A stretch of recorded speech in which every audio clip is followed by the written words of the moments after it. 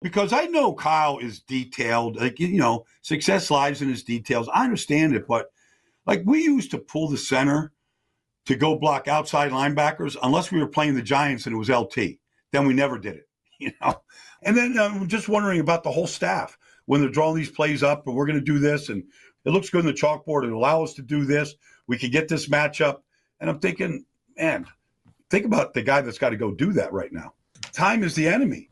The clock is the enemy there. And I just think the quicker you start making that decision that the clock's the enemy, the quicker you have a chance, or the better that you have a chance of making that comeback win from being down 2 scores. Baldy, we're just talking about this loss right now. There's a lot of, Niner fans that, felt like that was a humbling loss against the Houston Texans, a team that looked awful on Monday Night Football against the Seattle Seahawks. And then you got the Niners coming off that huge Sunday Night Football win. It felt like the optimism and pessimism for these teams should have been different, right? But it ended up being the Houston Texans coming in with more swagger at home and just laying the wood on that 49ers offense early on.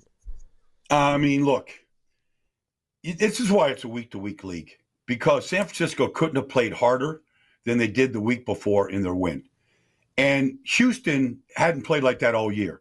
I'm not to get carried away with, spiritual stuff, but they just vibrated differently.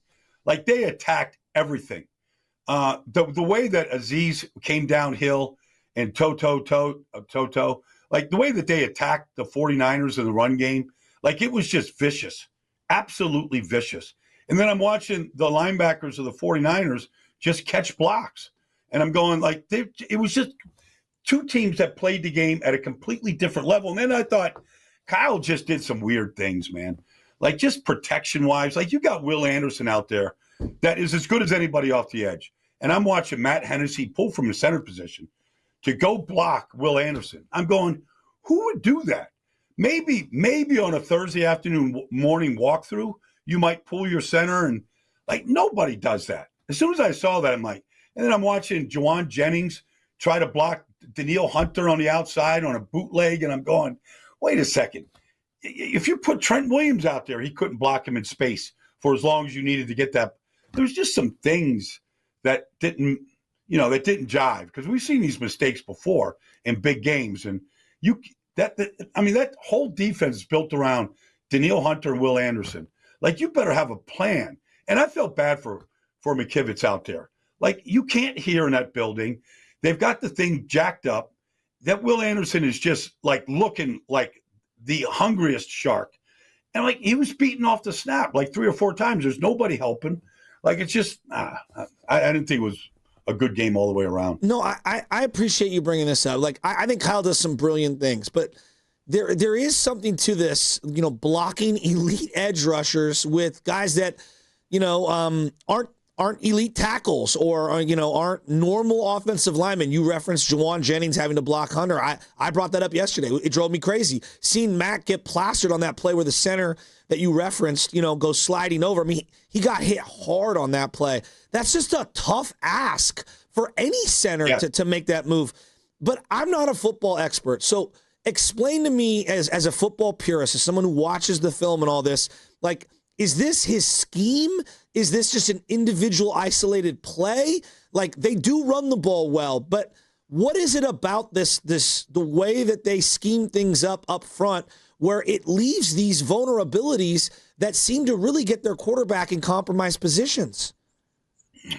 Mac Jones is one tough guy, man. Oh, man. Man, he took some shots. I don't know, because I know Kyle is detailed. Success lies in his details. I understand it, but we used to pull the center to go block outside linebackers unless we were playing the Giants and it was LT.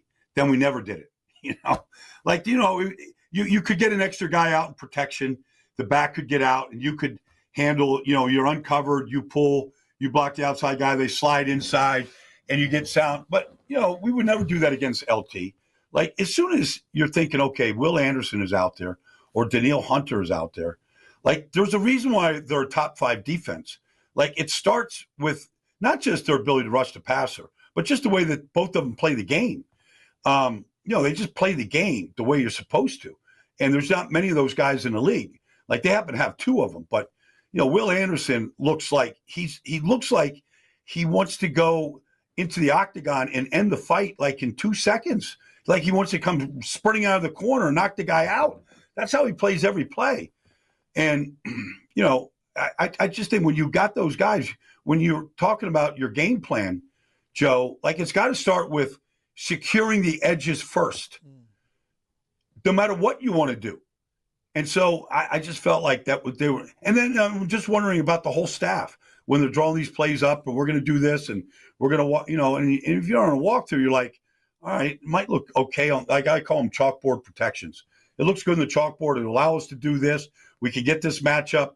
And I'm thinking, man, think about the guy that's got to go do that right now. So, Baldy, one thing, and I'm not trying to pick on Kyle. I think Kyle does a really good job, but there are some, strengths and weaknesses for every coach, no matter who or how great or how weak they are. When they're down double digits, there's this stat that always comes flying across the screen. Hey, a Kyle Shanahan-led team down double digits in the fourth quarter or down double digits in the second half has a very, very, very bad record. And one thing that was like, wow, it was really eye-opening. They're not hustling to the line. They're getting to the line. They're running all these motions back and forth. And it's like, can we ditch that and just like run a little up-tempo here?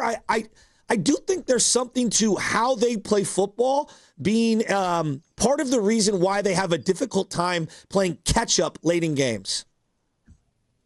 It's a good observation, Joe. You should be able to just line up and play. You should be able to just line up in a 2x2 set without having emotion to it. You should be able to just line up and save 6 seconds when time is of the essence and just run the play. You can run it with the motion. You can run every single play without it too. And you can just line up in it. And there is something to be said in 2-minute drills and even 4-minute drills, or even, if you're down 2 scores like they were, where you're not like, okay, you got to get 1 before you get 2, but you still need time to get 2. So time is the enemy. The clock is the enemy there. And I just think the quicker you start making that decision that the clock's the enemy, the quicker you have a chance, or the better that you have a chance of making that comeback win from being down 2 scores. Talking with Brian Baldinger here on the Morning Roast Best Football Show podcast, Odyssey NFL Insider, every single Tuesday at this time. No better person to talk 49ers football with than Brian Baldinger. And on the other side of the field, Baldy, it looked like that was the most confident I've seen C.J. Stroud all season. He just looked quick. He looked decisive. I know he had the pick before the end of the half to Dominick Lenore. By the way, the Niners' first interception in, what was it, 15 games, straight games? It's ridiculous. But 30 of 39, 318 yards, 2 touchdowns. What did you see from the 49ers defensively, or I guess, what didn't you see, Baldy? Well, I'm without Nico Collins, who's been his favorite target since he came into this league. And so, without Nico in there, they basically played Iowa State's, wide receiving core of Noel and Hutchinson. But like anybody that just wants to write C.J. Stroud off as, he's a declining player. Like, first of all, he had protection for the first time all year. That's not a good offensive line. And that's really the first thing you notice is there was no pass rush, none. They blitzed to get it, but you're doing that at your peril against C.J. Stroud, because that guy sees the field very, very well, and he's a very good student of the game. And so he knew exactly where to go with the ball as soon as the overloads came, and they couldn't heat him up. And when he's heating up, he's not going to stay there and just take a hit. He's elusive, but like the touchdown throw to Hutchinson, he saw Taylor Bethune just open up to the 3 receiver side, and like as soon as he saw the linebacker open up like that, he came to Hutchinson for the touchdown. It was a great throw, but the read was easy. Like I didn't think they disguised things very well at all. But I don't know. I just thought they played flat, like really flat. And no Bryce Huff. Like there was 0 pass rush. Nobody was winning. That Ariante Ursary was struggling at left tackle. They were struggling at the right tackle spot with Titus Howard. Like you didn't see those guys struggle at all the whole day. Like they didn't even hit. I think they got 1 quarterback hit the entire day. Yeah. I mean, you were referencing some of their blitzes. They brought Mustafa a couple times. They tried to bring Upton Stout, and he almost like gave it away on 3rd down. He's like talking to Tig Brown, and Tig doesn't step up to guard the guy, and CJ knows he's blitzing and just throws right to the hot route. What's going on with these safeties? They played Siegel and Pinnock for the first 5 games, and they didn't look great. And then I'm watching Tig Brown and Mustafa, and they don't look great. Is the safety play as bad as my eyes are telling me? Well, there's a reason why they made a change. You know, I mean, they're not going to, if Pinnock was playing better, then he'd be in there right now. Like, they're not playing guys that just because they drafted them. You know, I think Tig was a 3rd-round pick at Penn State, but they're not playing these guys just because they drafted them. They got to find, guys, and they're not making any plays. You know, Mustafa can hit you and light you up, but they're not making any plays on the back end. They're not getting to the ball. They're not getting in the passing lanes. They're not taking the ball away. Like, your safety has to, when Hufanga was back there, he was taking the ball away. Like, when these guys were there, and they're not doing that right now. They're not in the passing lanes. They're not anticipating where the ball's coming, and they're not good with the ball in the air right now. And so it's an issue, I think. What about the defensive line? I mean, you referenced no pass rush. It's pretty obvious. They got Michael playing a lot, and he's playing inside. He's playing a little outside. They've got Alfred Collins playing. Are you seeing anything from the 2 draft picks? You don't see any suddenness from either one of them. Like, they're big guys. They've got size, and I think Michael's got some power. But you don't see any suddenness, and it's just hard to power your way through any of these offensive linemen in this league. It's just hard. Like, you got to get on the edge. You got to get a short corner. You got to get a takeoff. There's a reason why, Will Anderson at his size can be a dominant player. Like, you're not seeing that aspect to either one of those 2 players' games. Now, the rookie year is almost like a redshirt year. In some ways, it's just a totally different game than college. But you're not seeing, like, the suddenness you need. Like, even, like, not to bring up, a guy that they should never have lost, but to watch DeForest Buckner play right now, like, he just, he's 10 years in the league, but, like, they haven't had a guy like that. Armstead wasn't like that. Nobody's been like that. But a guy that can just win one-on-ones, but then also excellent when he's running any kind of stunts because of his power and what he can do. I feel like Michael, they obviously had Bosa. They brought in Huff. I don't know, maybe they thought he'd be a work in progress and he would evolve over time. What is he right now? Because, Niner fans, we're losing our minds. 11th pick. We're expecting some impact, and I think that he's doing some nice things, but maybe we have him miscast as an edge guy and he's more of an interior guy. Like, what is he right now from your eyes? Well, he doesn't look like he's got the takeoff you need to win on the edge. Like, he almost looks like he would be better inside in a 3 technique where he can use his size and length and his strength better than he does on the outside right now. That's what it looks like to me. Now, I'm not out there in practice watching, the body, because sometimes you practice all this stuff all week long. You get to a game, you're just not ready to just unleash it yet. But it generally takes these guys a year. You don't see anything from the guys that the Falcons drafted, right now. Like Jalen Walker. I mean, it takes a little. Yeah, well, they had 2 guys, Pierce and Walker, but you don't see those guys winning either.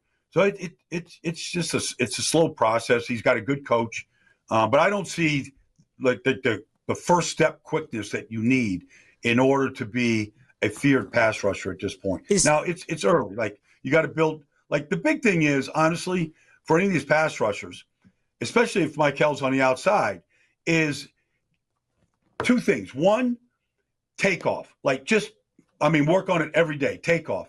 And then 2, get your hands on these guys. And then from there, figure out, because the ball could be gone in 2 seconds, and he could also be holding the ball. So if they're holding it because it's play action or because it's 3rd and 13, like, have a plan to get to the edge and start collapsing the pocket. And I don't really see a plan from these guys yet. Baldy, you kind of teased it, and I'm just, like, they've made some bad decisions. They've made some great decisions, right? And DeForest Buckner feels like one of the biggest, like, mistakes. No, I mean it. Like, they have poured so many draft picks and so much free agent money and capital into that position to fill. Is that the biggest miss of this, even bigger than Trey Lance or the Jimmy Garoppolo thing? Like, is that the biggest mistake by this front office?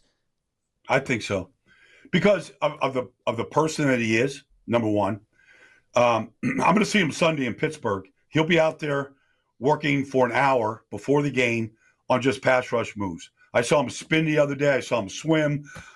He is an elite. He is the classic 3 technique because he's big, he's long, he's got a great first step, and he's got an array of moves.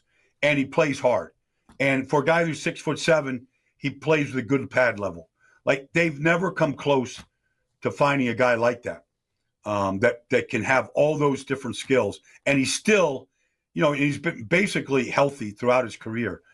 They've never come close to replacing him, but Indianapolis, his defense is built around him. Talking to Brian Baldinger here on the Morning Roast, Best Football Show podcast, Odyssey NFL Insider. And Baldy, we're almost halfway through the season, right? 5-3. All right. You still make the playoffs. What should Niners fans' expectations be moving forward? Should it be just, hey, can we make the playoffs? Like, we're not writing off the division yet. It just feels like with every game, and last week was such a humbling loss. No Bryce Huff again this week. You don't know what you're getting from the defensive line. Obviously, it's the New York Giants. They just lost their guy Scadaboos. That's a tough loss for them. But what do you think realistic expectations for this team is at the halfway point? Well, if they make the playoffs, it'd be an unbelievable season. To make the playoffs with a backup quarterback and without Nick and Fred, that would be one of the best years ever. If you can, in this NFC, because, you've got, Seattle and the Rams obviously beat the Rams, so that's good. But, you got Seattle and the Rams that are going to come down the stretch in pretty good shape because of the way the quarterbacks are playing and because of what they have around the quarterback. And then you look at the NFC North with Green Bay and Detroit. You look at the Eagles, you look at Tampa. Like, somebody's going to be left out. Like, not all those teams I just mentioned can make it. So somebody's going to be left out right now. And it might be a pretty good team that's left out. Baldy, from what you saw on film, does George Kittle look like he can really run and get downfield and break tackles?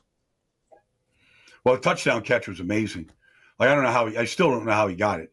Aziz was right there. And then, the safety bullet came right over the top. Like, somehow the ball stuck to his chest. I think he was a little surprised when he came up with the ball that he still had it. Like, it was just stuck there. Now, I think he can go out there and win one-on-ones when teams are, man-to-man against him. Like, the Giants linebackers aren't good. He should have their secondary is atrocious right now. So, they played a corner that has no business being in the NFL, and he was a disaster for him. So, I don't know who's healthy, who's not. But I think George is, on his – it's hard to say if he's all the way back because you just don't know after a hamstring injury how soon you feel like you could just open up. Like, I'm sure he – without talking to him or know anything, I'm sure he's second-guessing if he can really just let it go right now. And he's always been good after the catch. Can he just open up and go? I'm not sure if he knows he can do it. What do you do with the quarterback situation? I feel like Max really won me over with the toughness and all that. But Purdy's their guy. They've paid him a ton of money. He's done some great things for the organization, but they're playing in New York this week, and we don't know where the foot's at. What do you do with the quarterback here? Well, Mac would look a whole lot better if, JJ catches that ball down the field. He's going to score a touchdown. It's right in his hands. His stats and everything would look a whole lot better. And maybe it's a closer game if Watkins catches the ball on the outside, maybe it's a different game. The reason why they lost the game ain't Mac Jones, and the reason why they're 5-3 isn't Mac. And so he's helping them win games. Like, I'll say the same thing that I said last week. Unless Brock Purdy is 100%, because we don't know how much rust there's going to be without him having to play. Like, it might take a while for him to get back into a groove and get his rhythm back and his eyes and timing and all that. So it might take him a little bit. And you don't want to see that pass rush of the Giants that can heat you up while you're trying to figure out the timing. So unless he's 100%, unless like you see it in practice, the anticipation, the release, the movement, unless you know that for sure, then I would just ride Mac at this point. Baldy, quick scouting report on the Giants this Sunday, MetLife Stadium. We've obviously mentioned no Scadaboo. He's going to be out. Brutal injury there. They've already without Malik Neighbors. But this kid, Jackson Dartman, he plays with some swag. He's a great kid. Like he's a great kid, and he's got everything. Like I talked to him before the game on Sunday. He's just serious about his craft. He's really smart. He understands what defenses are doing. He knows where to go with the ball. He has an amazing ability to, a lot like Bo Nix, he's got an amazing ability to like navigate a pocket that could be dirty because of blitzes or pass rush or whatever, and keep his eyes down the field and be a dual threat. Like he has an amazing, without ever dropping his eyes. Like it is really something to watch. They got a really good slot receiver, Wan'Dale Robinson. They got a decent back in Tyrone Tracy. He's not Scadaboo, but he's pretty good. And the offense line is pretty good. Defensively, they're a mess in the secondary, but they got real playmakers. That Abdul Carter and Brian Burns leads the league in sacks. Like Kayvon's okay. They got screwed on a couple of calls the other day, but they're pretty formidable with their ability to run stunts and get after you with the pass rush. Hey, Baldy, we appreciate the time as always, man. Good luck this weekend. We'll do it again next week. You got it, guys. Take care, man. See you, buddy. There he goes.